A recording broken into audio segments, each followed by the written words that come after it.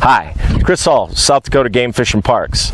You know, South Dakota's public land resources like this game production area behind me really are a treasure for all outdoor enthusiasts.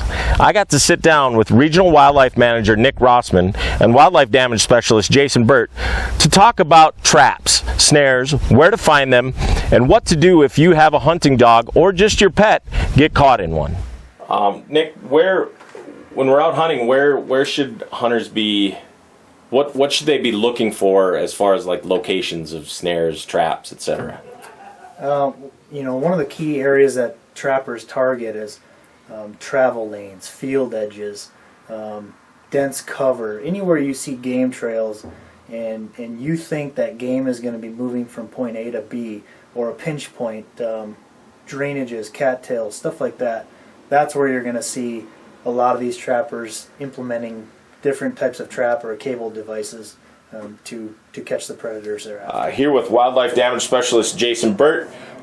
Jason, what do we have on the table here in front of us Right today? here, Chris, are 4 different varieties of probably the most common snares that are used. 4 basic snare locks here today. We have a washer lock, we have a cam lock with a compression spring, we have a sure lock, and we have a Gregerson.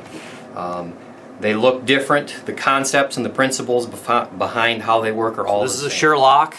This is cinched down on the animal's neck. One thing that will help take this animal out is there's always a stake end. Release the tension on this cable and that'll give you some room to work. Essentially you're just opening that lock, making it go backwards, and it opens just like. This is a basic Gregerson lock, a very simple sheet metal design. Same deal, tension's put on the snare, it closes. To reverse that, it's merely reversing the direction the lock goes and opening the snare.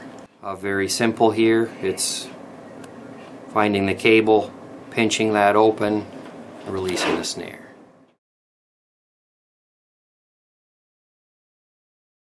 Basic washer lock. It closes around the animal. To open the lock, it's reversing the direction of the lock and the snare cable slips right back through.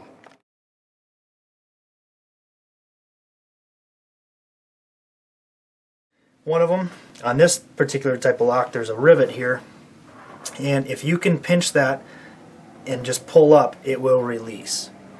If you forget that technique, what you can also do is grab on the closest to the neck, both ends of the cable,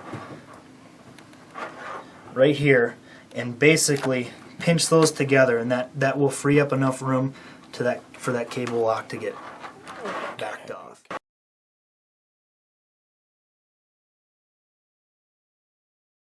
Okay, so I wanted to show how difficult it is to cut the cable with a Leatherman, and it is not really designed to cut cable. So what you're going to do is you're going to be struggling with this while your dog is being constricted by a cable device, and sometimes in the heat of the moment, all it does is it's going to crimp the cable. So you're going to be fighting this while your dog is probably struggling as well, and you're going to need to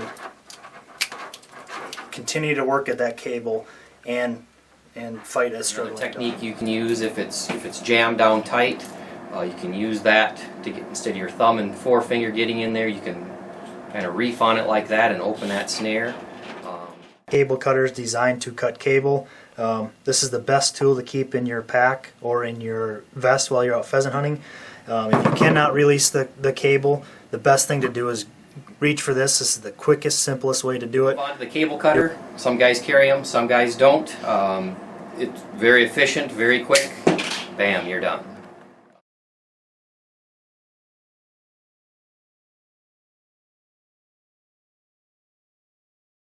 Chris Hall, South Dakota Game Fish and Parks, here today with Regional Wildlife